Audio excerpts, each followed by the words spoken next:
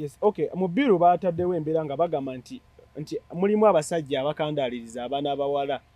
Nafuna omwana wa bendi namuteeka ewaka baffe n'obeera naye emyaka 10 n'okomekerera n'otamuwasa n'owasaamu omulala.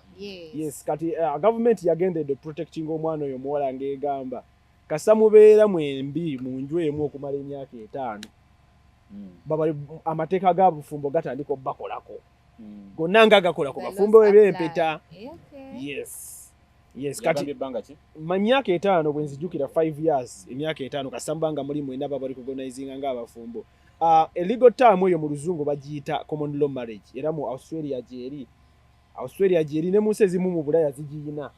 Yes, Australia jeri kisinzira mu nsi balina engeri bagitaputamu naye bagiyita common law marriage nti batu government ina period ya cohabiting jegamba nti kati mtuba organizing nga abafumbo. Yes, naye obuzibu bw'ekyo ekintu bwe kibeera anti marriage nti kya busiru nnyo. Ekisooka tutegedde obufumbo kyebutegeeza twakitegedde n'omusingi n'empagi. Yes, kati tugeze bano abantu omu musiramu omulala mu kristaayo amateeka g'obufumbo kyagagenda obbakolako mubagatta under what? The government, the civil. Actually, maybe civil can be applied. Kati bomba mubagatta under civil marriage bakonsentinze beba tebyagala. Na buli omu agamba ndi wano neggamye enkuba. Yeah. Yes, so for me I think that is still anti-marriage. Kuba marriage is about two people. Mr. Sarongo Banji. Amanya gange Sarongo Banji nga bulijjo. Abasinga mu manyi kyemanyi. Tuli wano n'omwami ono Kabona kulwa musajja Zuukuka. Yes, musajja Zuukuka organization yatandikibwawo okuzuukusa abasajja babeerenga baterera mu line bakole ekibasuubirwamu. Yes, olwaleero ekituleese tuleeta konsaani yaffe oba okweraliikirira kwaffe olwa biiru oba enteesaganya ezigenda mu maaso ez'okukyusa mu tteeka ly'obufumbo. Ffe tulina bwe tutunula ne tulaba ne tugamba nti oba oli awo ebintu ebimu ebiteesebwako mu eryo etteeka tebitambulira mu bufumbo, ababiteesako bayinza okulowooza batereeza naye ffe tulaba bigenderedde bwonoona kuba ffe abamu kubakkiriza nti obufumbo kyekintu ekisinga amakulu mu bulamu bw'abantu kuba ly'essomero erisooka buli omu gy'atandikira, buli omu gw'olaba gw'atambula wano essomero gye basooka omumanyira n'omutegeera bubeera bufumbo. So essomero eryo bwe liba nga lizimbiddwa bubi oba nga litambulira ku mpagi ezitali ntuufu kitegeeza tugenda kubeera n'ensi enkyankalamu nga bwe tuli olwaleero. So abantu abakola enteeseganya zino ku bufumbo tulaba nti waliwo embeera eŋŋenderere oba etali ŋŋenderere eyagala okwonoona obufumbo nga bwo. Yes, wabula kyetwandiyagadde bifo nga tetunagenda wala nnyo nze nansubire tusooke tutegeeza abantu obufumbo kyeki kuba tuyinza okumala essaawa wano 2 nga twogera ku bufumbo naye nga tamanyi. So mu bufunzi obufumbo waliwo abantu abandiyagadde obuvuunula mu kwagala kwabwe naye obufumbo bulina entaputa yaabwo emu eri mu layini bweti kuba obufumbo si buli omuntu asobola butaputa nga bw'ayagala kuba kibufuula obufumbo. Yes, obufumbo bulina entaputa yaabwo emu. Obufumbo entaputa ebugatta bwonna bwonna kuba mu Uganda tulina obufumbo obw'enjawulo obutulikoganizinga obw'obuwangwa n'obw'amadiini. Amadiini tulina oba amadiini 3 ge tulikoganizinga mu bufumbo: obusiraamu, obukristaayo, obukatuliki oba n'obuseventh day. Nebo Aba-Orthodox kale Aba-Christians, yes, kuba bonna bagoberera New Covenant marriage. Obufumbo butuba tubudefininga oba civil marriage naye ffe tetubuyita bufumbo. Obwo si bufumbo. Obufumbo tugiyita okusinza ku definition yange ogenda kumbulira oba bufumbo. Obufumbo yenteekateeka eyitira mu ddiini oba mu buwangwa. Enteekateeka eyo ng'egatta ennyumba 2.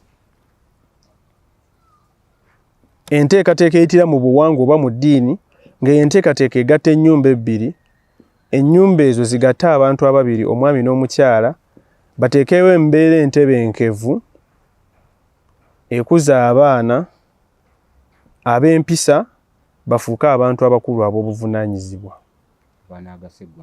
abanaagasa eggwanga lyabwe.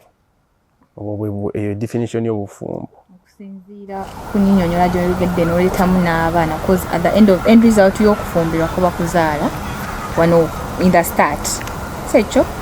So tusuubira oba nti singa omuntu aba tazaaliddwa mu bufumbo buteeredde awo weva tagali mu bantu betulaba kati abateesa ebintu ng'abakazi bawasa abakazi bakkirizibwa okuwasa abasajja nabo ababiri ebintu ng'ebyo.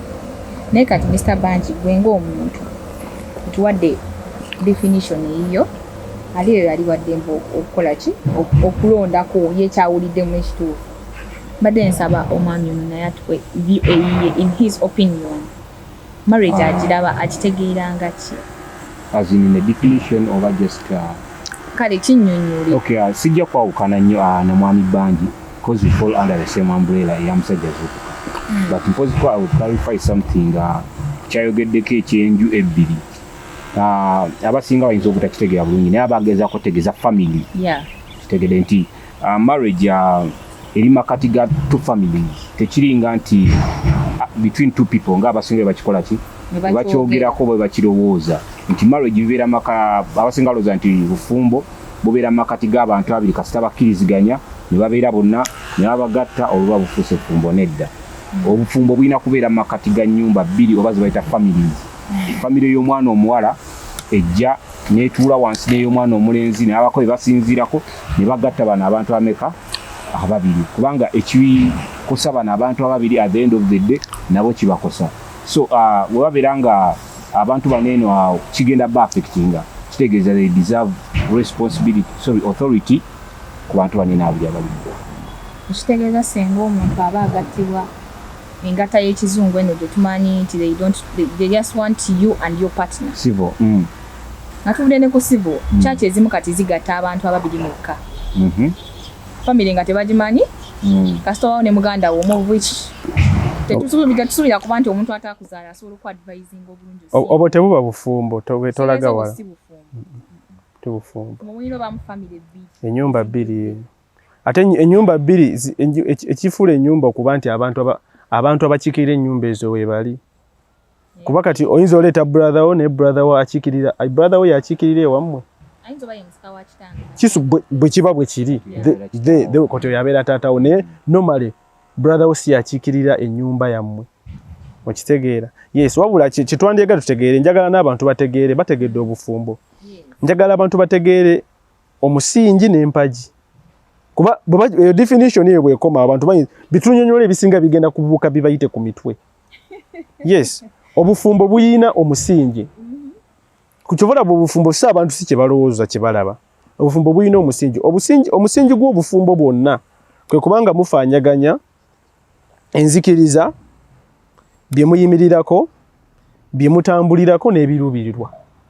Gwe musingi gw'obufumbo. Nga mufaanyaganya bye mukkiririzaamu bye muyimirirako bye mutambulirako n'ebiruubirirwa byammwe. Gwe musingi gw'obufumbo. Tegeeza ogwo omusingi bwe guba mufu obufumbo kitegeeza nabwo buki bufu. Era ng'ebyo ebintu owulira nti ebintu omuntu byayimirirako byakkiririzaamu ne byatambulirako biva mu nju gye yakola ki?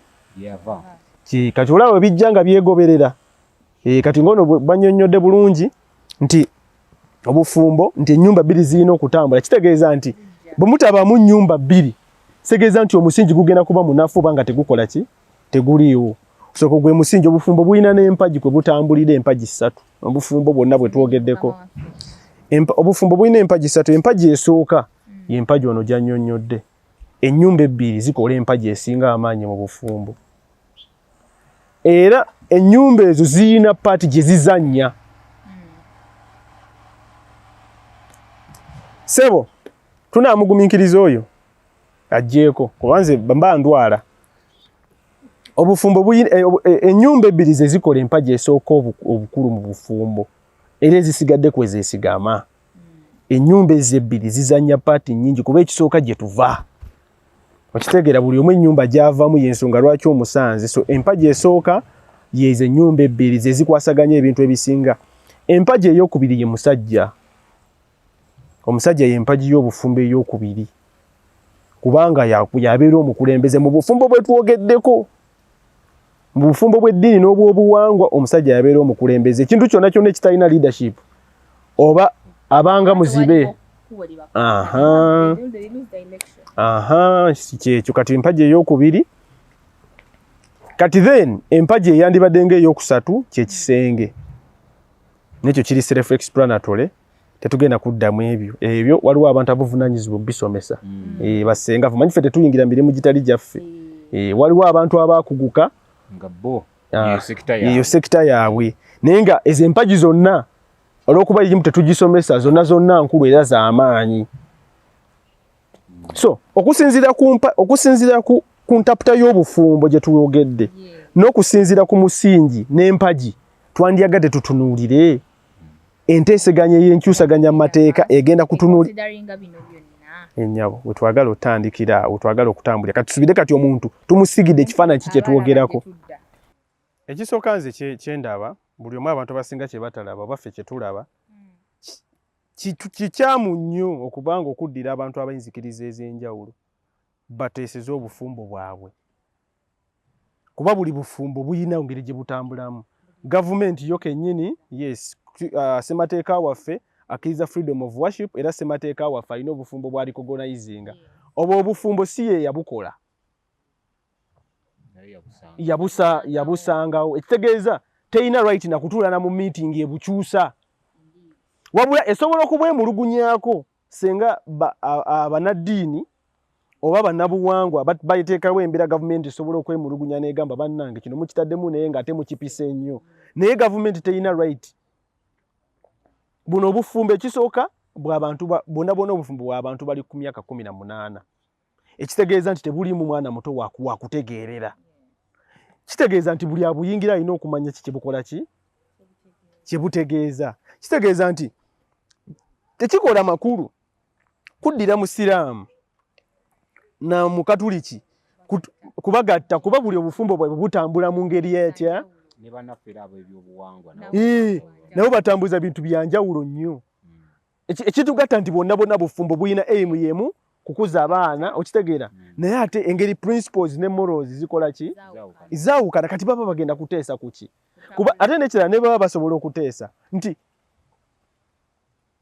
twegamba bateesa batya nga ate nabo kennyini balina kye bagoberera kuba nabo bye bateeseza obufumbo naye bye bateesa tebateesa byabwe kuba seeka bw'aba ateeseza obufumbo teyeteesezanga yo omuntu asinziira kuki ku Quran. Yes kati enteesa gye bateesako ne ku marriage bill nkyamu nnyo era nze kye nandirowoozeza nti eyo marriage bill bandibadde bye bateesa ebyo bandibadde bateesa n'abantu ba civil marriage bandibaddemu ebyo ebintu. Bannaddiini tebalina kye bakima tebamanyi kino baba batyoboola balinyirira obufumbo bw'eddiini kuba bo bannaddiini balina kutuula bokka bo ne basindika ekiwandiiko ewa mu parliament tebalina kujja kuteesa. Kati omunaddiini atule omunaddiini kati batuuze seeka juzi twalaba ne baseeka mu video nga bakyacwana omukazi ya proposinga nti n'omukyala naye asobola okuwasa abasajja abasukka mu omu. Kati kiyinza okuba omukazi akyagala tuyinza obutamubeerako na buzibu naye ate seeka abeera atya nga yawulira ebyo okitegedde seeka eyo emboozi aginoonyamu ki kibanga kutyoboola tugambe nti ddembe lya worship. Kuba obufumbo bw'obusiraamu buyina guidelines kwe butambulira tezigenda kyuka olw'okuba gavumenti tezaagala okitegeera ate n'abantu abagendayo tebakola ki tebakakibwa oli ayingira obufumbo omukyala ayingira obufumbo ng'akimanyi mu bufumbo bw'obusiraamu batuwasaaba yes kati ekyo tekisigamba mbuno nti abeera mwana muto gavumenti erina omuprotectinga kati nze kyenjaga kutandika gye tutandikira nti olwedde kye bakola kikyamu ne buba bufumbo bwa ddiini obufumbo bwa ddiini bwe buba buyina ebizibu nga bwo buyina butereeza nga bwo singa omusiraamu atudde wali obufumbo bw'obukristaayo oba obufumbo bw'obuwangwa oba buyina ebizibu balina tuula nga bwo so singa omukristaayo atudde wali kubanga munzikiriza balina ebikontana bingi ate nti omusiraamu alina valizi kwatambula omukatuliki zatakola zatakiriza kitegeeza obateekamu ogenda kwesanga baklash kubeera n'omusiraamu tasobola gatta mukatuliki na musiraamu era n'omukatuliki tasobola gatta mukatuliki na wabyabuwangwa era ne gavumenti yo kennyini etulaga Christian marriage civil ne customary kati mbu kyenayagala okumanya basinzira ku ky'okutuula bonna bateesa ku ki bibe yagireeta yali amanyi walina ogireeta watuufu oba nze bwe ndaba nti abagitadde mu nkola be baleese angozi ez'enjawulo nze kino kye ndowooza nti bwe baleeta biiru ya sparkinga reaction abamu ne babiyingira nga tebamalina kumanya kuba omanye ekintu kisobola okukunyiiza naye tekitegeeza nti buli wamu olina okyogerako kuba marriage bill eyo yeri triggering ku muntu omunaddiini yenna oba owulira that jo defending naye ate ogenda to defending obufumbo bwo nga n'omukatuliki atudde wali amanyi ki ku bufumbo bwo nga gwe omusiraamu kitaba yes ate nga bwe kyandibadde mwami Kabona kyemmanyi nti abasiraamu banditudde gye batuula ne basindikira gavumenti ekiki ne batugamba nti ebyo bye mukoze tetukola ki bwe mwagala okumanya bwe tubyagala mutubuuze okitegeera in fact gavumenti yandibadde eteesa ne ba denomination individually kuba the end of the day obufumbo tebukola oba neyita ddiini ku ddiini nti guno omwezi tuwulirize abasiraamu oguddako lugwa abakatuliki ne kati abasamize muje tulabe ne kati babatadde mu ruumu emu mulimu ne bana aba civil marriage abaagala okufa omukazi ayagala okuwasa abasajja abana tolaba nti ebintu ebimu nti waliwo olako tugiyite knowledge gap tugiyite ki soko tisogiyita kuba tekikola makulu like logically gwe kirowoozeeko tesobola kungamba mbuogera ku nsonga entuufu n'abantu abatuufu mu ngeri enkyamu exactly webale nnyo buli kimu abantu abagyogerako beebo baseeka n'ensonga nayo kituufu tulina ogyogerako ey'obufumbo naye engeri gye bagyogerako tukkirize tugaane bana tebajja tuuka ku nzikiriziganya tebagenda tuuka ku nzikiriziganya ate naye batuuka ku nzikiriziganya zibi bino byendabye bibiri bayinza obutatuuka ku ate naye batatuuka ku nzikiriziganya kiba kirungi kuba kitegeeza bagenda kumanya ekituufu ekyokukola naye kimanyi nti basobola okutuuka ku nziganya ku bintu ebimu ate ne batuuka ku nziganya ku bintu ebimu ebigenda okutyoboola obufumbo naye ekisinga okuba okulaba ekyobusatu bagenda kuggula oluggi balowoozesa gavumenti nti eyina ekyokusalawo mu bufumbo okimanyi nti no buli wooteesa ku kintu n'omuntu oba omuwadde right kwekyo ekintu ate nga gavumenti ebadde etya obufumbo ng'eye ebeera eno bweti naye kati bwe tukkiriza ate nga tuvudde ne kuvuma tulina bano abantu bo abava ku morals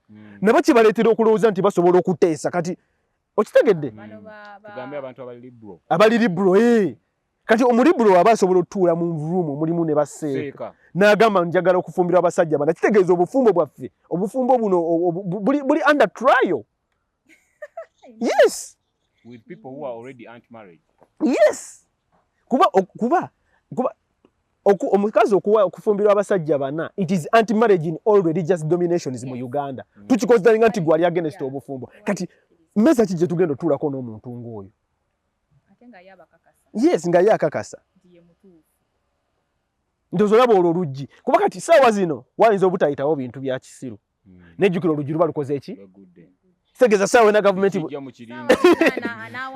anakoowa saawa yona yona anawulira ng'alina kyakooyo oba kyayagala ng'addamu ng'abayita ng'akibasonsekamu ekitegeeza bano baseeka n'abanaddiini bagenda kufuuka babaka abakiikirira amakanisa gaabwe mu paalamenti nga be bazzayo gavumenti bye bagambye ate nga tosobola kukyusa biri mu Qur'ani olw'okuba gavumenti ekoze eki oba Bible so nze ndaba era ddala enteesa y'ekintu eno yonna yonna nfu yes tekisobola kubeerawo bwe kityo tekisoboka kuba kati twawulira bateesa nti abanaddiini Pastor Sempa yali aproposinga nti balete Christian polygamy whether kituufu oba kibi tekyandibadde awo naye kati bw'oteesa otya ku nsonga za Bayibuli nga ne oba tewaliiyo kati tuganye gwe wagisoma naye waliwo oli asoma Qur'ani waliwo atasoma Qur'ani gwasoma Bayibuli kati ebyensongo zireetera bo baki bazikolere anyage webale nnyo anyage nano webale the high chances nti abantu bo discussing nabo bali against your religion despite that okimanyi nti no sobola osangibwanga bonyonyola kyo enkyukakyuka gy'oyagala oteekawo tebamanyi nakibaddewo mabega mu by the way nga tebamanyi nakumanya tebamanyi kiki Bible kigamba yes kati kuba kati abantu okimanyi nti abantu abamu abatali abasiraamu abasinga tebakimanyi nti no Bible tegaana polygamy bo bamanyi Bible egaana polygamy naye nga te Bible yo tegaanangako polygamy kati odiscussinga n'omuntu ali wali ye ali convince agamba ekitabo kyabo nali okitegeera which means they are less informed ate ne bwaba tegaana osobola discussing ebiri mu Bible n'abantu abatasobola ginterpretinga okitegeera kubaka omuntu atagisomanga mu yadde olupapula olumu bwe ruti ne bwaba bwagisoma agitaputa atya actually kubanga ndabye abantu banjawulo banyonyola ensuula zezimu kuba kati mwami Kabona nze nyinza okuba nsobola okusoma Kurani naye gwe okakasa Kurani nsobola ogitaputa nga bwe inotaputibwa kuba n'okutaputa ekitabo ekyo nakyo kyovula batuyina ababuulizi gwe gamba lwaki tokeera enkya n'okiteekawo kanisayo mu Bukatuliki golooza lwaki tebakikkiriza olw'ensonga waliko emitendera kwe batambulira okubeera ng'ofuna obusobozi obugiteekawo entaputa y'eddiini olina okumanya engeri gy'otaputamu eddiini kuba Bayibuli yo nga yo kitabo ky'amadiini gawera n'ekikumi ekitegeeza nti gwe olina okumanya bw'otaputa ekitabo ekyo okusinziira ku ddiini gy'okola ki kati tokeera nkya bukeezi n'otaputa kitabo mbu olw'okuba naawe omanyi Oluzungu okitegeera kati mulimu specifics ezirimu kati fabase mulimu gye bayita New Covenant mulimu teachings ezimu mulimu amateeka g'Abayisirayiri kati otudde mutuuse muteeseganya mu parliament muteeseganya ku bintu n'abantu abatabimanyi abatabifaako abatabitegeera kati Pastor Sempa yali omwe na proposing mbuno tuyite Christian polygamy kati abantu babibagamba abamu tebabitegeera ne monogamy ebaddeyo okitegeera yes abantu abatuufu okwogera ku ekyo ekintu tubamanyi abantu abavunaanyizibwa ku ddiini babishopu baani kati olaba nti abakulembera eddiini yo mu ggwanga kati tubaggyeko ebintu byabwe ofiisi zaabwe tuzifudde nti tezikinaki makulu okirabye ewebale nnyo tubaggyeko ofiisi zaabwe tuziwadde gavumenti nze awo wensinga okweraliikirira okirabye nti wadde teeka balirese ekituufu naye si be bantu abatuufu okutwaliza be bantu abatuufu naye si engeri entuufu balese bali abakibayirawo abasipakolinga ofini ekintu tekuli munaddiini ku bonna ne Uganda oba ani atubasumbu gwe tunulamu eyasooka yani Sarah Opendi si munaddiini nze simumanyi Sarah Opendi ng'omuntu so amwogerako what I know she's been in the political world simanyi toba yasoma ku byeddiini naye ne waba yabisomako simanyi gye unless I can try to do anti kati yo government yakola yamukwasa obuvunaanyizibwa akole research enonkere yes naye ng'ate ne process of research tugyogereko government yandimugambye bweti baako ebintu byoteekawo ebisobola otereeza obufumbo otandika ogende mu banaddiini otule nabo discussinge nabo olyoka otuleetere naye bamuwaleete ate bayita abanaddiini kati kitegeeza nti tewali mugaso bannanyini osobola otya okukola ekintu nga bannanyini kyo tebaliko ku mmeeza ng'okidesigninga kuba si bannanyini bufumbo bwe tubamanyi omuzikiti n'ekkanisa n'emmengo be bayinde bannanyini bufumbo naye gwe okoze ennongoosereza mu kintu ky'otalinaako bwannanyini kiringanga Kabona n'enzija ewuwo n'enkola ennongereeseza engeri gy'oddukanyaamu amakaago nga toliiwo sibeerawo ate nga ndisikasinga na mukazi wo oba neoba sindikaze na mukazi wo n'enzija nga tobeerawo nga sibeerawo n'entandika okugamba ne Kabona wandikozebu ngeno chairman ye yantumye chairman yangambye agenda olabe engeri abantu gye basobola okwasaganyamu ebintu awaka waabwe n'enzija ewuwo nengamba Kabona nakoze nengoseza mu ngeri gy'otambuzaamu awakaawo. Where do you see this? Kino kigenda tekawe kigenda terezo ba kigenda kwonoonera ddala lwaki ina pate gye kigenda protectinga kyekubidde side emu anti kati first and foremost nze kimwe mu bulamu bw'ensi bwe omu yanjagadde justice Yes. bwe omu yandyagadde okubeera nga okuwulirizibwa webalemi, yes, obwenkanya bubeerewo. Kakati kooti bwe kiteekawo mu ngeri bw'ekyo kitegeeza ate kigenda leetera abaana ab'obulenzi oba abaami okubeera nga bateekawo tugambe nti force y'amaanyi nnyo okubeera nga tebaleeta bakazi kubazaaliramu nga bamaze kubawasa.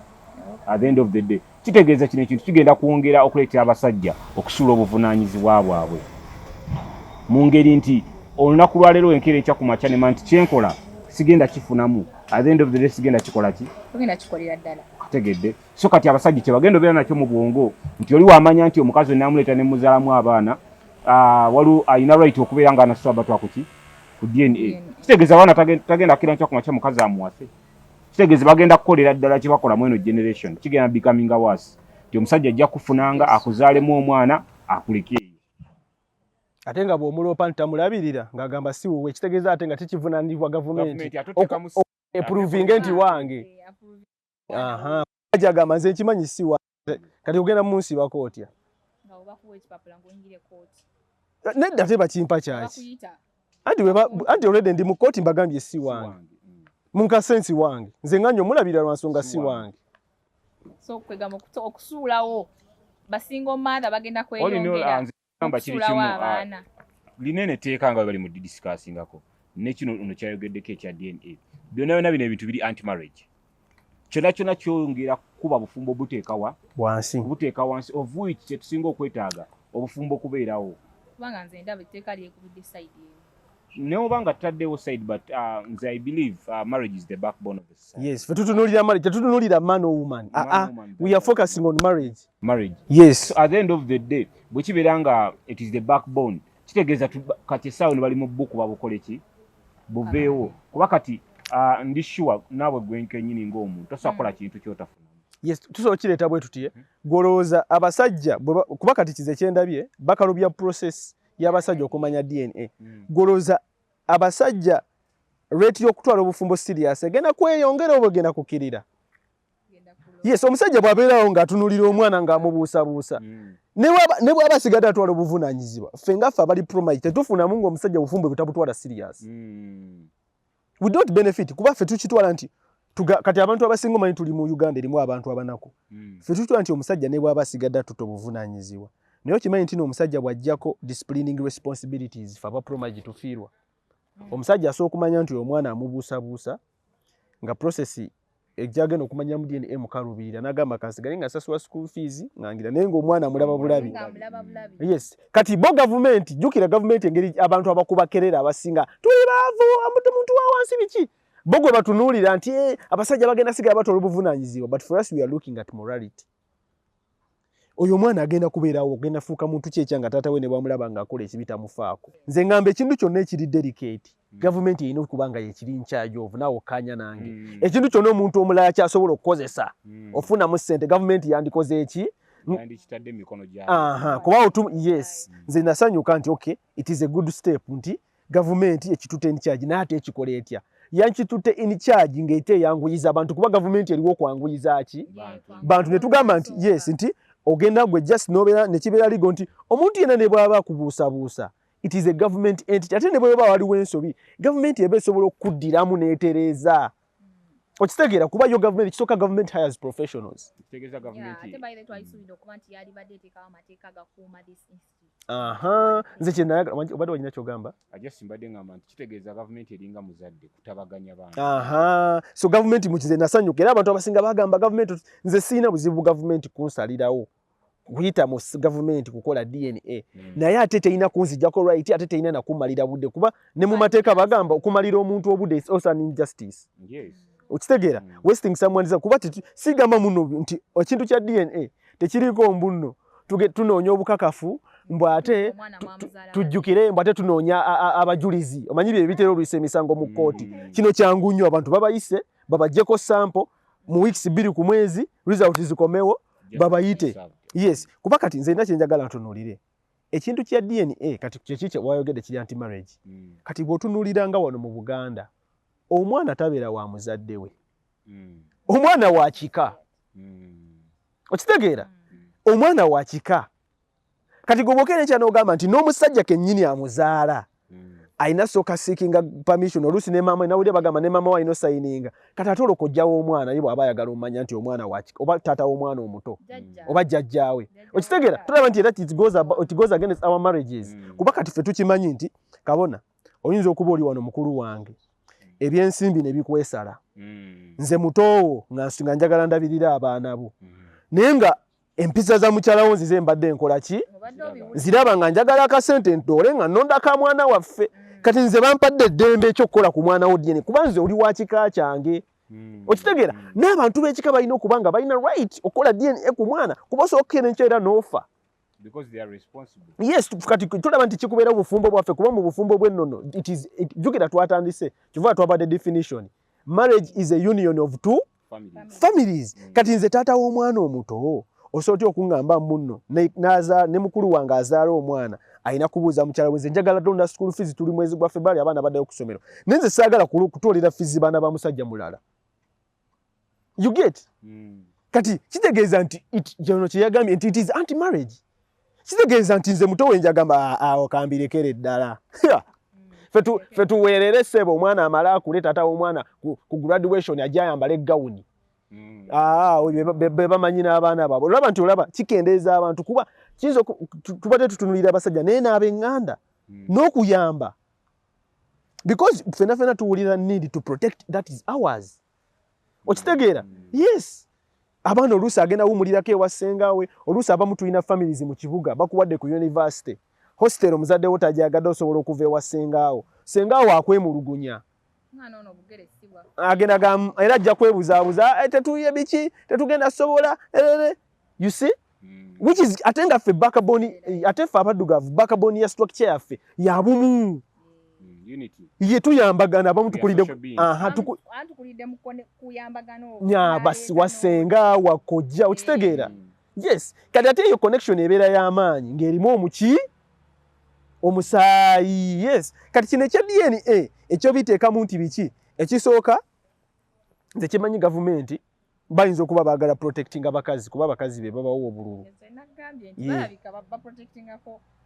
yes baagala protecting abakazi yes naye kati fe abali promotion si bizibu byaffe fe tutunulira how it affects us yes kyova olaba era gavumenti yandikoze bweti abantu abatali bafumbo bo bandibadde bagenda ne bateesa ebintu byabwe naye if people are married eddiini gye bagwamu omuzikiti gwe gwandikoze eri etteeka lya DNA omuzikiti gwe gwantaddewo process n'emmengo kennyini abafumbira mu bufumbo bw'emmengo mengo kennyini yo negamba ne bagibuuza kati mmwe gavumenti yandibadde babuuza abasiraamu mwagala gikwata mutya abafumbo wanjamu n'ekirowoozo nti gavumenti yandifokasinze nnyo ku bantu baayo beewa obufumbo abalala besonyiwe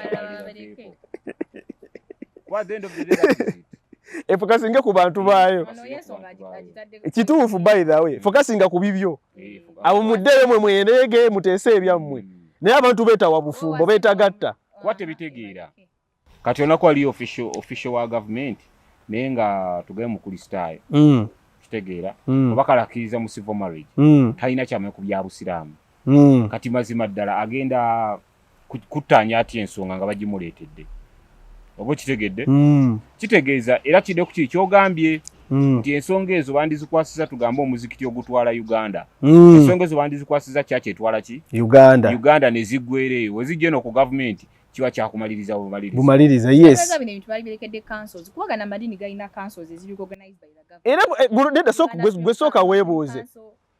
gwe sooka weebuuze bulijjo obufumbo butambula butya goza bulijjo teriyo babuddukanya amanyi gavumenti esooka nerowoozesa abantu independent system tezikola ki tezikola naye buli bufumbo ziina councils zituula every day they do something wangera waliwo emisango mingi ezibaawo ng'olaba kyaki ebirimu ebikwasaganyiza paka ku end kati ne weebuuza kino ekya DNA kuba kati abantu omanyi kati tulina population yesinga challenge gye tulina nti population yesinga newankubadde tulina abantu abanaddiini abantu abasinga tebali officially married okitegeera ate nga balina abaana okategedde nti osanga abantu abasinga bali probably kati biyinza okuba ebivako bya DNA then kati abo be balina okuteeseza bwe temuli officially married ate n'ekirala abantu abatali officially married kuba bwe temuli officially married tugenda basindika awanga mwazadde omwana nga mwagala DNA by our metric tetwa basindika muzikiti tetwa basindika mu okitegera naye ate government era erina okubanga eri pro marriage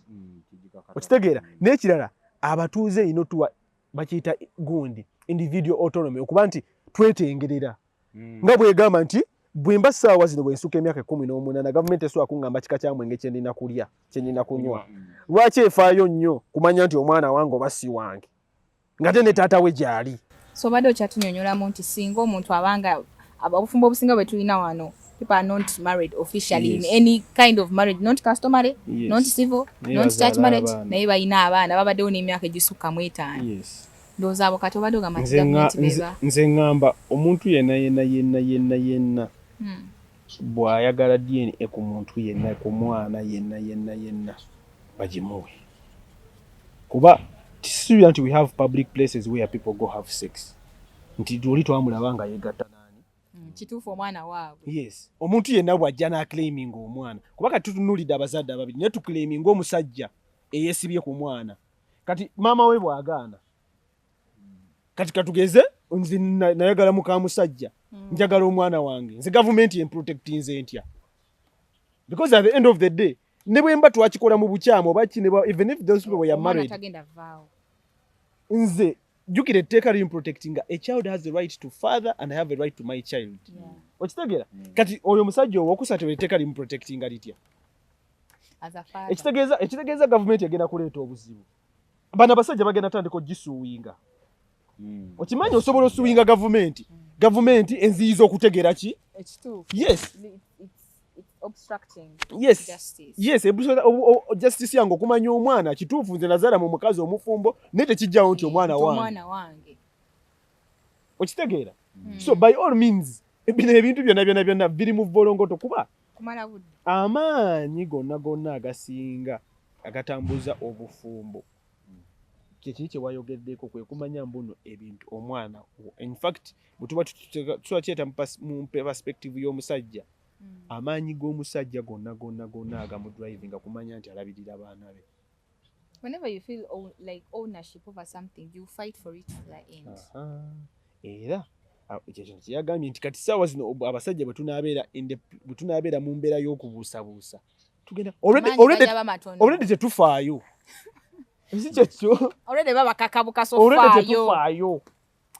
kuba abasajja abamu omanyi ekibalabisisa abaana lwa nsonga akimanyi nti wowe naye nga tayagala ng'awulire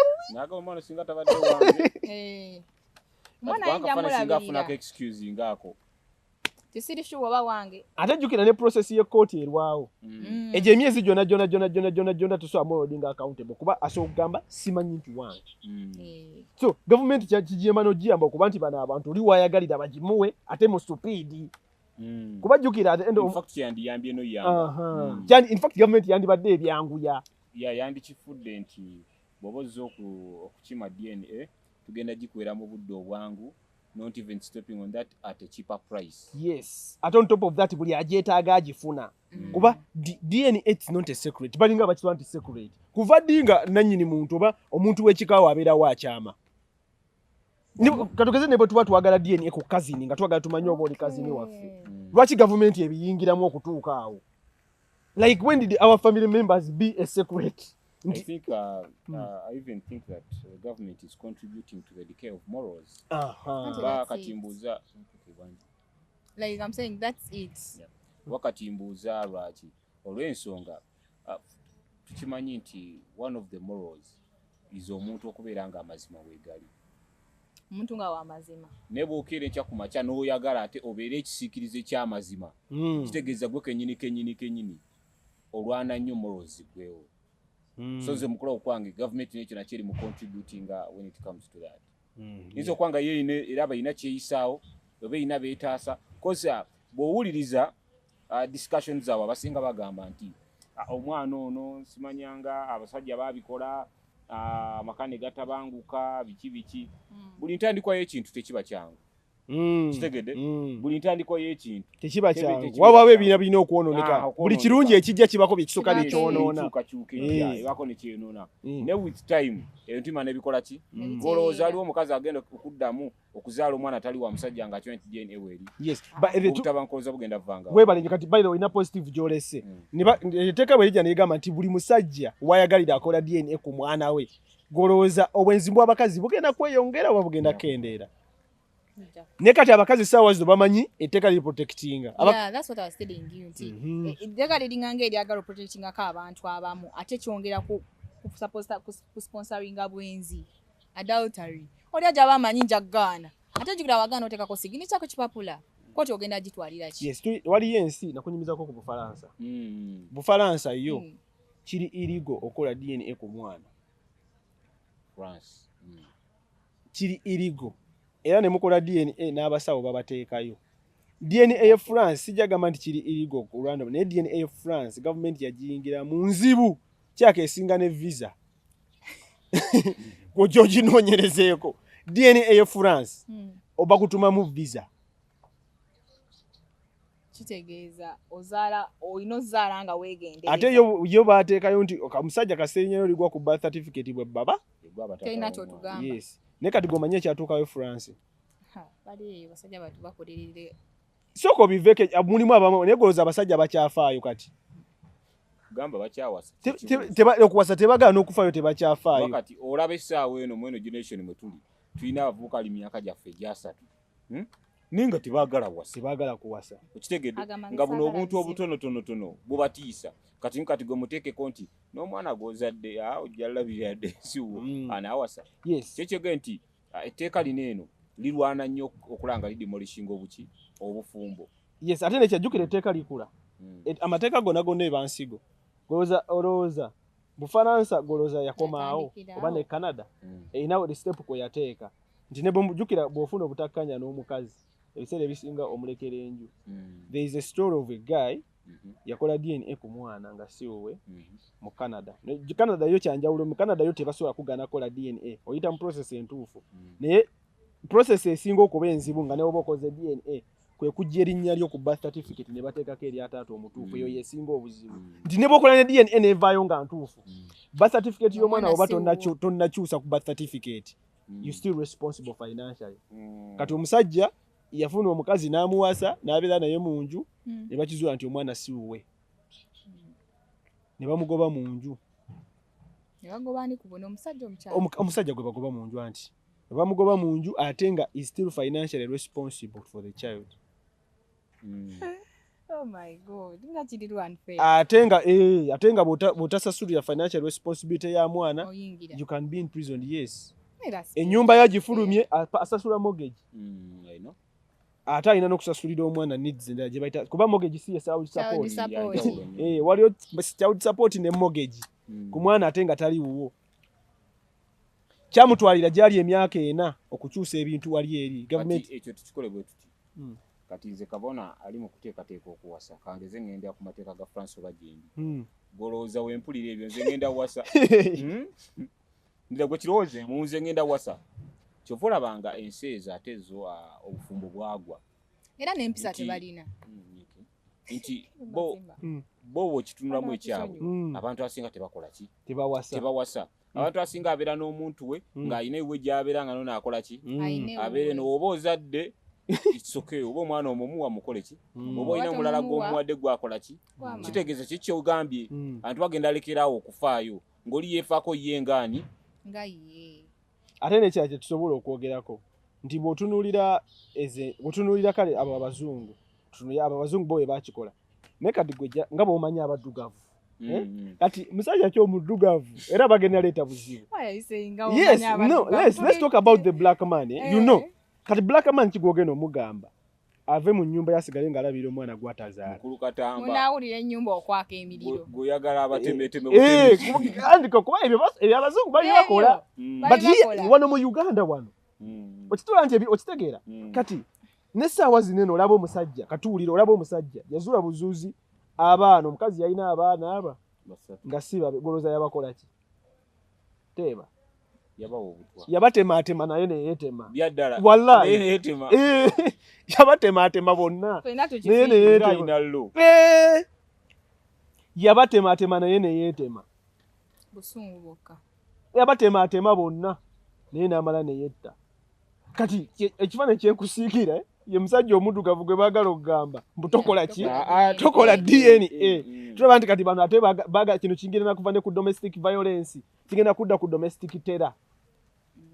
Baagala yita butujju kati mu bantu kuba kati waliyo nga bwagayi Muzeeyi Katamba yeetikka emigugu wali ku capital building ebigatta aleeta buli mugugu bamusasula omutwalo gutya omwezi gumu agenda okukolera emyaka 2 nga guno omugongo guno amagumba gonna nga ne ssente zakozesa esobola mujjanjaba naye nga alabiridde famire ye.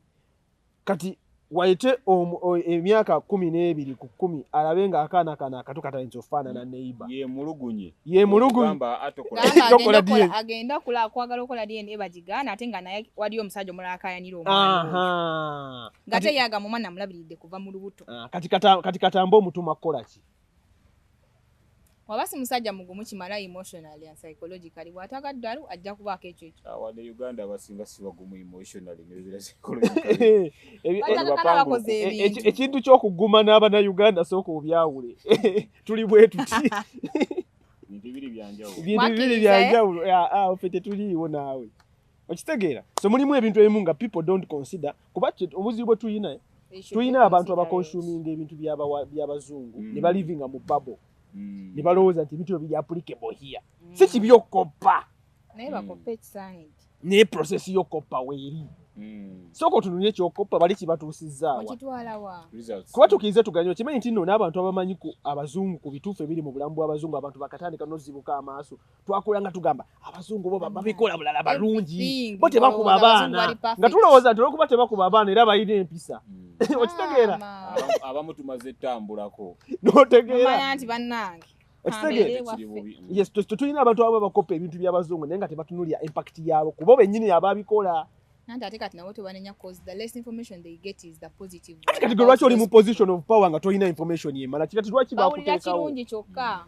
Kuba kati tufuula omukulembeze w'amaanyi kubeera nga oli more informed okusinga yo subject. Weebale nnyo. Kati ffe saawa zino bwe tuba tuli mu informed n'abantu abatutte kati lwaki gye bali abatudde kuba ffe tusuubira be bakiikirira ffe. Bino in fact ffe tuwulira nabo by'okuba nga ffe bino tufa babyogerako. Lwaki ffe fa babyogerako? Si buvunaanyizibwa bwaffe. Si buvunaanyizibwa wange kukola research, si buvunaanyizibwa wange kumanya ebintu bwe bitambula, si buvunaanyizibwa wange kumanya nti tebalina tteesa bwe batu. Lwaki nga tetulina abantu be twalonda abaliyo? Ekitegeeza ffe tutukola buddu. Paneri ku marriage bill tubadde twasala obubangi mu muyite. Nedda tetulina nedda bajjukire tetwagala bikola bajjukire buvunaanyizibwa bwabwe. Yes. The research should be from people like you. Nedda babikole kuba naffe tetuteekamu ssente ziri awo. Kati olaba ffe bo bafuna ne funding ya research. Ffe ku busonde bwaffe obutono tumanyi bino kati ate bafuna funding ya research goza basobola kumanya kyenkanawa. Anti bagamba abalina amannyo naye tebamanyi kulya ennyama. Tugende ku kiddako DNA tugimaze. Ensonga za DNA nga zivuddewo etteeka likyagenda likyeyongerayo mu nsonga endala naye kati awo katuveewo kutuwummulemu tukirekedde ggwe ng'omuntu wa bulijjo osalewo olowoozeemu wa gye tudda. Is the Uganda lingi or at any time tuyinza okufuukamu America? Salongo bangi ku nsonga ya common law marriages. Ojogerako ki era ogitegeera otya ggwe ng'omuntu? Yes, okay. Mu biro baataddewo embeera nga bagamba nti mulimu abasajja abakandaaliriza abaana abawala. N'afuna omwana w'abendi n'amuteeka ewaka baffe n'obeera naye emyaka 10 n'okomekerera n'otamuwasa n'owasaamu omulala. Yes, kati government yagendedde protecting omwana oyo omuwala ng'egamba kasa mubeera mwembi mu nju emu okumala emyaka 5. Amateeka ga bufumbo gatandika obbakolako. Gonna nga gakola ku bafumbo b'empeta. Yes, kati myaka 5 bwe nzijukira 5 years emyaka 5 kasamba nga muri mwenda baba bali kugonaizinga nga abafumbo. Illegal term eyo mu luzungu bagiyita common law marriage era mu Australia gyeri ne mu nsi ezimu mu Bulaya zigiyina. Yes, Australia gyeri kisinzira mu nsi balina engeri gye bagitaputamu naye bagiyita common law marriage nti batu government ina period ya cohabiting gyegamba nti kati mutuba recognizinga nga abafumbo. Yes, naye obuzibu bw'ekyo ekintu bwe kibeera anti marriage nti kya busiru nnyo. Ekisooka tutegedde obufumbo kyebutegeeza twakitegedde n'omusingi yes kati tugeze bano abantu omu musiraamu omulala mukristaayo amateeka g'obufumbo kyagagenda obbakolako mubagatta under what ga government ga civil actually maybe civil can be applied kati bomba mubagatta under civil marriage bakonsentinze be baba tebabyagala na buli omu agamba ndi wano neggamye enkuba yes so for me I think that is still anti-marriage kuba marriage is about two people ate nekirala ennyumba ebbiri zikkaanyiza kubajjukira mutunulidde bano abantu babiri ate famire zaabwe kubajjukira buli wemu tying abantu together even legally their families are going to bear the consequences. Kati waliwo omwami musajja watu muzeeyi alina kiwala kye kimaze n'omuvubuka emyaka 5 gavumenti ebabalanga abafumbo wayita emyaka 2 nga mumuyita atuule mu nsonga ki temutamuteekamu nga mutandika biki byalimu olusono na musajja musiraamu kiwala kye kyafuna omusajja mukristaayo akimeyo ki okukosa ajja kwagala bawula bwawuzi eyo fulungutu agenda nabavumira bwereere tulaba nti era still anti-marriage kuleetera mwana abandi omuwala ebizibu yes ate n'ekirala kikiwa abaana abawala ebbeetu okukola ebintu ebyekisiru kubajjukira naawe bamanyi tekali protectinga naye wano omwana omuwala bw'amanya nti emyaka gyengenda omala n'omusajja tagenda kumpaasa kitegeeza kati omuwala ajja decidinga bulungi okitegeera in fact gavumenti yanditaddewo ng'abantu bonna abagenda mu kawundu kakubye eddirisa tewaliwo protection nga protection yokka gye bateekawo y'abaana nga gwe omuntu yenna naye gwe omuntu omukulu omanyi obufumbo kye buyitegeeza omanyi n'engeri process gye bayitamu buligalizinga lwaki oyagala tuprotectinge okitegedde oyagala tukuyambe tutya nze ngamba abantu in fact government yantaddewo na mbeera zibabonereza yes government yantaddewo na mbeera zibabonereza nga in case of separation toyina nakyofuna ng'omukazi tokiraba goloza abakazi senga tukene nkyanga omukazi omusajja bwate wali married legally nga bwe mwawukana toyina kantu koofuna goloza abakazi bagenda tereza engeri gye baapproachingamu obufumbo oba bagenda kwonooneka bagenda tereza automatically bagenda kukyukamu bagenda gamba nze nviremu ngayo ky'omusota omusajja katukakase nti bannange tuŋŋambe taata omusajja njagala gyewa taata okitegeera ebintu bibeere mu mateeka si kugenda eyo yes for me I think government yantaddewo because engeri emu y'okugyawo emize emibi senga obonereza abantu oteekawo amateeka agabonereza abantu ze nsuubira ate gavumenti yandikoze opposite ku kino ekintu yes omwana omuwala agamba mbeere n'omusajja myaka 10 male nveewo obuvi nga sirina kyenfunye kuba lyetteeka lisobola ogamba mumate muli bafumbo tetulina ngeri gye tukola ki gye tukuyambamu era nga bwe kibadde okitegeera nga gavumenti erina ng'evaayo protecting abaana so for me I think ekyo kya common law marriage ensi ze kirimu kyonoonye bufumbo abasajja ate eyo y'abasajja tebagalya ddala nakuwasa ate omanyi n'abasajja kye bakola mwezi ensi kubajjukira kati for example mu Australia bw'obeera n'omukazi iziti emyezi 3 abeera entitled to 70% of your property nimba temuli bafumbo kati gwe gesinga abasajja kye bakola buli omu abeere gyali nja kusanga ewuwo anti jjukira omukazi yasinga okufuna mukatikati nze kanzije kubanga nze nvaawo abasajja ate abasinga abala kye bakola bwe bafuna abakazi mortgage amuteeka ku mukazi n'ennyumba ebeera mu mannya ge okitegedde kati in case of separation omukazi asigaza bibye okitegeera kati kitegeeza nti abasajja babajjako obuvunaanyizibwa bo balowooza baprotectinga mukazi kumbe omusajja bamuggyako ki ye kuba yo omusajja era abasajja mu Australia abasinga abakazi babagalira waabwe kuba bw'okeera enkya n'ongoba ewuwo mba nkuviiridde sirina kyenfiirwa yes kuba abasajja kye bakola bagenda n'omukazi mu Australia ennyumba ebeera ye mortgage tebakkiriza linnya ne kugenda ku mortgage oba kuki omusajja ye kyakola agamba ajja sasulanga phone bills ajja gula n'emmere covering running costs so in case of separation sente z'enfirose zokazi nateekamu nga wendi ate which is also anti-marriage because we have now people kitegeeza abantu obufumbo babufuluma tebannabuyingira kuba bwe weetegekera omukazi ogamba mbuno ngende wanagu kitegeeza ogenze okimanyi ligenda kola ki n'oba walirwanyerwanyeko kireme baawo bwe kiba kyalize mu bbanga ddene kijja mangu kuba kati abasajja kati kabona tudde ku kiwagambye abasajja ba Uganda tebaagala kuwasa gwoloza omusajja bw'okeera enkya n'omugamba nti bw'obeera n'omukazi ewuwu myaka 5 ebintu abaire entitled omusajja akoleredde emyaka 10 azimbye akayumba ke gwoba omukubiriza kuwasa oba kwesonyiwa bakazi alina balirako eyo afunireko eyo bali tegeeza kiki kiwagambye anti marriage it is anti marriage neyo close nayo eri anti marriage in fact kiki kiwagambye nti ebyo ebintu golowooza ddiini ki oba muzikiti ki oba basobola okukkiriza ekyo ekintu tegeeza n'obufumbo bwabwe bulinyiridde kuba obufumbo bwabwe bulimu n'okusoma okimanyi nti obufumbo bw'obusiraamu bulimu okusoma naye bwe gavumenti okutta abantu babiri olwokuba babaludde bonna emyaka n'obagatta kati kitegeeza bali abasooka okusomesa abe bagenda okugatta obafudde basiru wate bwe kigendera ky'obasomesa kugumya gye balaga kitegeeza nti seeka ateekawo okusomesa kw'obufumbo musiru muje bwe gavumenti opimira ku buki ku budde okitegeera tola nti kati it's anti marriage. Okay, Salongo Banji, webale nnyo okuba nga analyze ensonga zino zonna. Ekidirira ekisembayo. Marriage bill eyogera ku divorce in particular. Neteekawo ebibonerezo nti senga tugeze divorce ebaddewo myaka mubadde mwewasiza officially. Ne mwawukana mu bbanga lya mwaka gumu.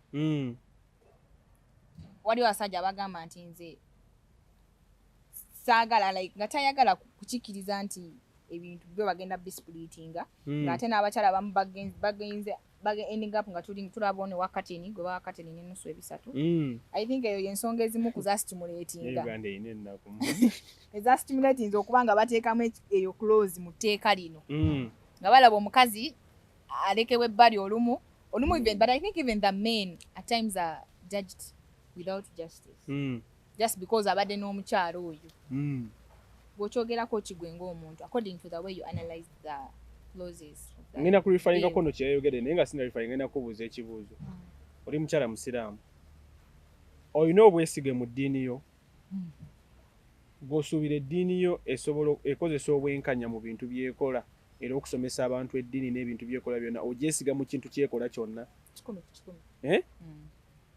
bw'oba weesiga eddiini yo tuddeyo ku kyono lwaki ebya divorce tebabirekere omuzikiti n'ekkanisa babyogerako nga baani okitegedde bino byonna byeboogera ffe tetusobola biwakanya nze ekkanisa bwekeera enkya bwe baba ngatta mu kkanisa ekkanisa nekeera enkya neŋŋamba nti bw'oyawukana n'omukazi mulekere ennyumba lwaki ŋŋaano muwa ennyumba okumanya tukitege mu scenario nti n'abaana webali mweyembeera kyakira tesobola so unfair kuleka abaana bali kubona kati kyetuva okwogera kati gavumenti erowooza amakanisa n'emizikiti basiru ate nga wekibadde kuviira ddala mabega era kuviira ddala mabega wafunanga obutakanya n'omukazi famire zenyini zitukana zigamba omukazi muleka akuzaaba ki nga tuvudde nekokyo famire yesooka jjukira bino ebintu nga tebinatuuka gavumenti eringa eta considering the procedures zijja wano kyekyo kyetugamba kyetugezaako okugamba nti basooka nagamba mudde mu bazadde muba bazadde mudde wa sheyi ku kyalo obusiraamu bwe bukusomesa dda kuyiba nga tona anagenda wa supreme kusaba nti babaawuli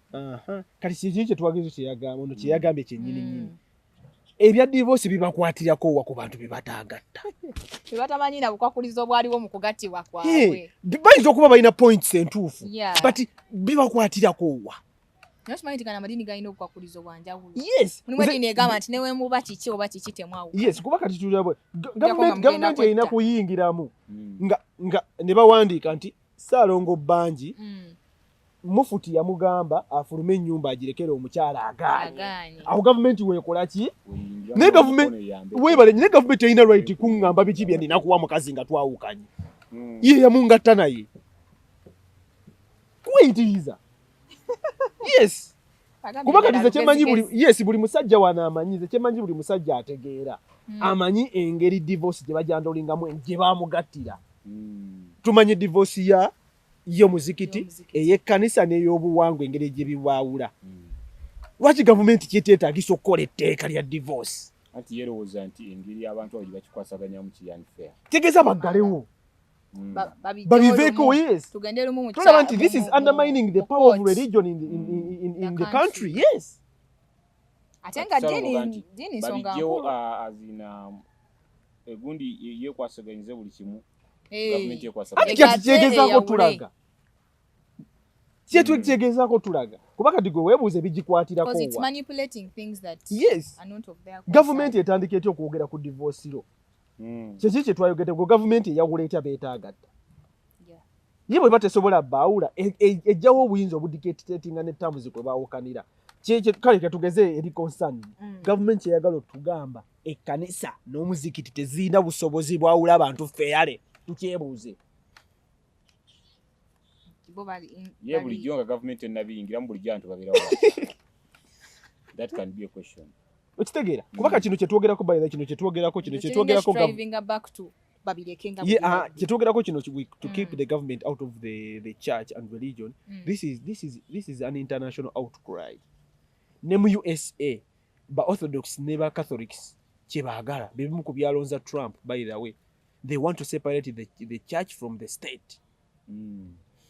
Yes, hata bo bali byova ku muntu agamba okuwasa ababiri musango nayo okufuna mukazi munno, it is okay. They want to separate the church kuba bo batuuse n'okuba nti balina ne LGBT flags ku makanisa. Okitegeera kati bo kyebalwana kubagamba ffe tetulina buzibu naye ffe ebintu byaffe mukole eki mubiveemu kuba ababiyingiramu ti baana bato tetubakaka. Oli akiyingiramu ng'akitegedde nti kyekino kyenyingirira amateeka ge gano ABCD. Yes, kubeera bwe kyali era kyaki ya hijacking era abo bennyini be baleeta gavumenti okuyingira mu bintu byaki by'ekkanisa n'emizikiti. Okitegeera in fact babasiraamu mu US abasiraamu babadde bagezezzaako nga gavumenti ebintu byabye ebitya era bwe kizibu nnyo omukyalo omusiraamu okugenda anoonya divorce aba alina okubanga mugumu nnyo. Divorce abakyala abali mu nsi ezisinga kati mu USA simanyi mu Bulaaya naye mu USA abusiraamu babagezezzaako bukuuma. Kizibu nnyo okubeera abafumbo b'obusiraamu ne bagenda n'anoonya divorce mu kooti mu Bungereza gye manyi aba gye bayingiridde naye kyetugeze kiddayo ku kiri ti bino ebintu babikole ki babiveemu siraba ki babinoonyaamu. Gavumenti olina woyimiridde okola amateeka ga divorce naye amateeka ga divorce g'okola abantu gwe yabagatta obufumbo bwabwe omanyi bweri gye butambulamu. Okitegeera omanyi basinziira ku ki ebiseera ebyo okubanga ebintu babisalawo bijja bawe biti emirembe n'emirembe. Kitegeera Yeah. For me that is the point. Okay. Yes. Everything is crystal clear. Pozi nga toyagala bwagazi tegeera naye nga bano abantu bonga bo boogedde buli nze ndowooza ku muntu yenna alina understanding eri straight oba otegeera tebagezaako okuteekawo kuza buwangwa waffe kuza nnono kutereeza bintu bireme kukyama ate wadde tukkiriza nti tukyami naye ate tuleme kulaba kintu nga kirabwa naayonka okireke kigende just because it's giving you that good feel at the moment. Essaawa yonna ojjazaala omwana omulenzi bamukole bye bakola baawo byoyagala bakole baawo kati. So ne bwaba mwana by the abantu balina okumanya. Ne waba muwala. Fete wano bwe tuba twogera ku bufumbo tetulina side. Yeah. For us we are pro marriage. Tuli twagala bufumbo. Titwagala mwana mulenzi twagala mugundi. Musajja azukkaza podcast.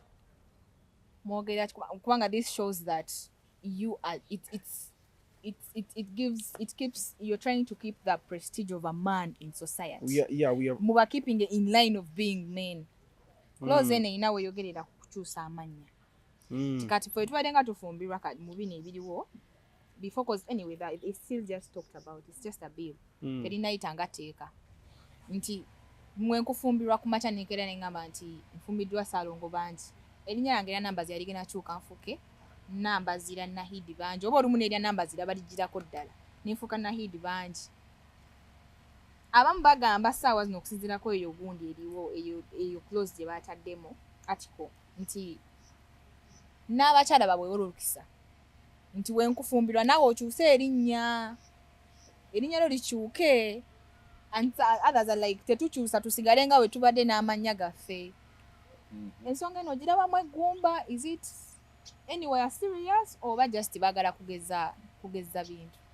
Okay, first and foremost ku nsonga eyo is it maiden names? Yeah. Nze mukulaba okwange sookera ddala nze ngamba bandikiriza abakyala abasajja mbakyuse ku mannya gaabwe gaddemu g'abakyala as long as omukyala wasiza. This is reality. Kitegeera nti omukyala bw'akeera enkya ku makya nga yeewulira essajja awasa omusajja bamuteeke mannya ge. No what? No problem.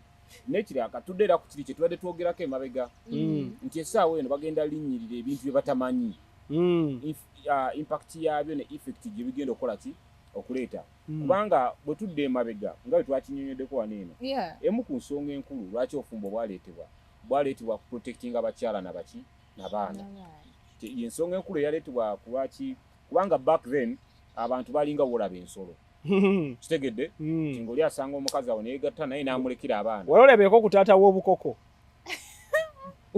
oba eyo ng'omaamira n'ozaala nga yakuyitako buyisi so back then bwe kityo bwe kyakola ki bwe kyali nessa ne baleeta obufumbo ne bagamba abakyala tebajja bonaabona bokka n'obuvunaanyizibwa ng'ebisolo we biri from today woba oyagala okuzaala omukyala agenda omuwase n'okumugula n'omugule genda omugule ewaabwe omuleete otandika omuzaalamu abaki ate otwala obuvunaanyizibwa kati obaleeta ekintu kati nga kino eno kyekyenkugenda nti ofumbo agezaako bukuba bussa wansi kitegeeza nga kali akadna ke mubadde mwogerako at the end of the day omusajja wanga tamanyi nti oba omwana oba siwe kitegeeza agenda sula obuvunaanyizibwa kitegeeza ofumbo tebakola ki bwe tukyetera ku kino kye tuliko ekimu ku bintu eby'amaanyi asajja kye bafuna mu bufumbo it is that respect and how should I call it? Entitlement to the woman. Yes, ownership to ownership to the woman. Yes, ownership. Exclusivity mu luzungu oba okubeera ng'omukyala amanyi nti wuwe. Weebale nnyo. Nti kati omusajja abeera ng'ekyo takiina mulimu ye. Automatically obufumbo tebukola ki? Tebubaawo. Ebimu ku bintu kati ng'ebyowulira nti simanga amaka ga mwami gundi, oyo mukyala nsamba, ebyo byonna byaleetebwa omusajja okuwulira nti amaanyi gateekamu ng'alabirira amaka ge. Yes, ebitibwa byagenda okufuna obanga n'awulira nti akifunamu. Kozi bw'otunula omusajja emu ku bintu byafuna mu bufumbo. It is that respect. Nothing much. Kuba agenda akola emitwalo 5 olunaku. Family agispendingeko akasanvu. Asigaze 10 mmeka. Naye nga kyasubira okimanyi. Kumanya nti ebyo byange. In fact ekintu ekyo okukyusa n'amanya g'abakyala okuba nti omukyala property ya musajja abamu kirabanga negative connotation naye ekyo ekintu kyali kikubiriza musajja kufiirawo kino kikyo ensonga lwaki abasajja bamu tebakyafana ku bakyala baabwe lwansonga ye alaba oli mukyala we olinganga oli wa bonna kuba ekirwanyisa omuntu yenna okufiirawo ku kintu kwe kumanya nti ekintu kiki. And actually that's where honesty comes in. Omukyala I know omusajja wenga amwesinga omukyala wange it's only me. Omusajja oyo mulaba nga ateekamu amaanyi agali extra. Amanyi mukyala wange osiimu teri ajja mmuwa naye akwate n'omulala. The equation goes like this. If you have authority over something, you become responsible to that. Yes, exactly. Bw'obanga olina obuyinza eri ekintu gwe ng'omuntu ofuuka wa buvunaanyizibwa eri ekyo ekintu nti kati onakola omusajja wakira enkya ku makya ne bajjawo ekyo ekintu eky'okumulowoozesa nti alina obuyinza ku famire ye automatically tegenda twala buki buvunaanyizibwa. Gwe imagine ng'oli mu maka mulimu abantu babiri buli omu alina amannya gage kitegeeza yo no longer even husband and wife. Tuddeyo ku kiri kambasalemukko kati it doesn't okusinziirako yo clause n'abantu engeri gy'abinterpretingamu it's like it's going to be ignoring a number of legal marriage sectors. Let's say the customary kyengamba gye kibadde kiddayo ku kiki twagambye abaagala obijjawo be baabitandika nobimanya tebabimanyi ne mu civil omukyalo ono agenda amanya wagabadde nga gakyuka ne ku ID nga bakukkiriza okutyakako erya bba anti mu civil it is negotiable civil mu negotiating mu civil it is negotiable sawa zino kigenda banga mukiteesa kola it will be mandate. Yes mu civil kiri negotiable naye mu bufumbo obusigadde nga it is a must ne kati bwe kiri okitegeera it is a must olufumbira omusajja mu kanisa ofukirawo erinnya lyaki ne kati bano kye baagala okyusa ng'omukazi asooki negotiatinga kiddeyo ku kiri bino ebintu babyukyusanga baani lwaki tebabireka kiva abatugambye nti gavumenti esigale mu bufumbo bwayo oba civil bwetegeera obulungi bwemanyi n'amateeka byesigalamu kuba kati olaba abantu abasinga abaagala bino ebintu kyogedde responsibility without be bano baliburo bano abantu abaliburo abalina liberal ideas be baagala omuntu abeere mu mbeera ng'alina obuvunaanyizibwa ku kintu nga takirinaako buyinza ate be basaala opendi abakyala bebagala eyembeera bo balowooza omuntu okubeerako n'obuyinza kunyigiriza naye ate okubeerako n'obuvunaanyizibwa tebakweta kunyigiriza baagala omuntu abeere ng'alina obuvunaanyizibwa ku kintu naye nga takiinaako ki buyinza okitegeera kati infact kino tusobola n'okizinga byonna bye twogedde wano eno ffe tetulina buzibu bantu baagala kukola bintu nga bye bakola ki naye bave ku bufumbo bakole obufumbo obwabwe batweyawulemu bino bibateesa byonna babiteekemu bali bokka bigende mu civil tebaddamu kuleeta bapasita basheyi yes bwe wabaayo eyemulugunya obufumbo bwa ddiini asituke agende eriwa bayitayo batya kasozi ekibuli anti n'abekkanisa balina akasozi kaabwe agende Namirembe tagenda mu palamenti bw'oba wemulugumya ku bufumbo bw'eddiini genda e Namirembe bw'oba obusiramu genda ekibuli bw'oba wegumya ku bwa Buganda genda e Mengo okitegeera yes wabula ffe tetwagala muntu akola tetwagala mukazi akyusa erinnya lye nga tayagala okitegeera tetwagala mukazi akola DNA nga tayagala okitegeera naye bave mu bintu ebyaffe feno tetukola bye twagala tukola bufumbo kye butugamba wanjitwanguza kinene ekintu kyandibadde kimu binene ebintu ebisinga si byampaka kubanga nze ekintu kyonna nyinza obutakiwagira singa kiba kirinyirira eddembe ly'omuntu ery'okusalawo nti olunaku lwawe obanga ekintu ky'okola bakukaka kikake olina right ekikola ki ekigaana oba ekivaamu kakitegeeza kinene ekintu kijja beera kirungi nnyo ng'omwana obola akira enkyakwale n'agaana nayinza obufumbo bw'ekisiraamu sibukola ki sibusobola sijjasobola kuba na mujja wange bannaye nze obufumbo bw'akatuliki sibukola ki sijjasobola kangende muki so that would be okay because tulabe couples nyingi kati for example Zuwena ne Bebeku bagenda mu bya civil kitegeera and they are okay there tetubalinaako buki tetubalumba nayo kati ze kyenewuunya lwaki abantu abatayagala bufumbo nga bwe buli baagala obukyusa kuba ekintu kyonna kyodinga value nga mukipreservinze ebintu ebisinga bye tuyina the only hold kiringa ng'obuwangwa busobola okubeera ne value nga muze mu bukyusa andi kati olaba nze kankubulire mu buwangwa abantu ne butabeeramu buwangwa at any point buba bino andi kati olaba mu bantu abasoma obufumbo abantu ba scholars the scholars of marriage and religion a civil marriage is not a marriage because any marriage it is just a contract obufumbo bwonna okubeera bulina okuba nga bulina divine authority divine authority ogimanyi bulina okubamu omuntu enzikiriza obwa buwangwa nti tulina abajjajjaffe obwa obusiraamu tulina Allah obwa eddiini tubulina God obufumbo bwonna obutalina moro obutebuba bufumbo kati gwe ekyo kyoba oyiga era oli bwagamba nti bufumbo anything without a divine authority it is not marriage tegeza bino byanze ndi musiraamu oli mulokole tebikola amulimu byammwe ate at least omwasale wadde mu yamunne era kyobola n'obufumbo obusinga tebasobola bagata kati olaba obukatuliki amasakalamento gonna olina ogasoma yes so that mubanga mtuuka yongezi mukiriziganya ku yes for me I even have live examples kuba fe family yaffe waliyo abantu abamu abakristaayo I have a sister yali mu protestant n'afumbirwa omusajja omukatuliki naye amasakalamento gonna agasomye okuva ku kubatiza paka emijiji gyonna oba jukira tayo obufumbo yesaka ayo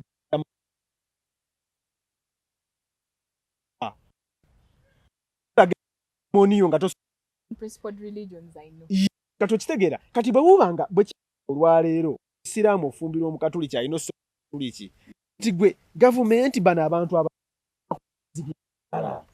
lwaki tebatuleka bakole ebyabwe ffe tetubalinaako obuzibu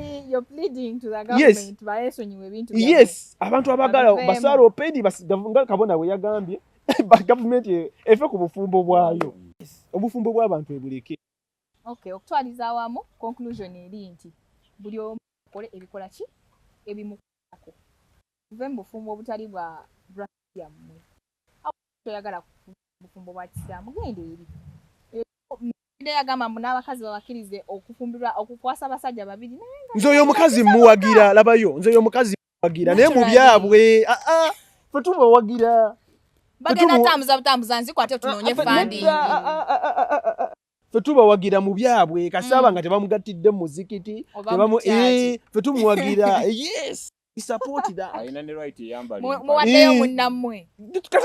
Yes, Alina eddembe lye. ffe tetutayagala tetwagala abantu tulinnyirira bintu byaffe olw'okuba tebabyagala. Okay. Just because they are not agreeing. Yes, agende awase mukazi munne, agende abeere haji. Tufune haji omukyala ya abeera haji. Abeera haji. Ne kasita aba nga tali under registered obufumbo bw'obusiraamu. Oba obw'eddiini. Olaba ffe wano we are not in the business of stopping people to do what they want. They have the right. Ffe tetubye tulimu. Everyone is entitled to do what they want. Naye togenda tosobola kubanga ogenda Canada n'oyagala ekyusa amateeka gayo olw'okuba togaagala. You're going there. Yes, kati abantu olw'okuba tebaagala bufumbo bw'obusiraamu tebagenda bukyusa babuleke. Era nange wano bwe manya nti Canada sijagala sigenda zungira ku embassy yaabwe nga mbasaba visa. Kyusa nsibe yagala bya. Ng'ogamba kangende Turkey. Eyo bajja kunzikiriza n'amanyanga gange ebyo. Mwebale nnyo mwebalire ddala tubadde ne Salongo bangi ne mwami Mr. Kabona. For today, mwebale nnyo mwebalire ddala, but like, subscribe, follow for more. Mwebale nnyo. You can follow them Musajja Zuukuka. Abagala omanya ebintu ebirimu omulamwa n'okugunjula kubanga kati okubuulirwa tekukoma. Thank you so much. Bade number Janahid. Thank you so much. It's Brown Skin Events. Bye.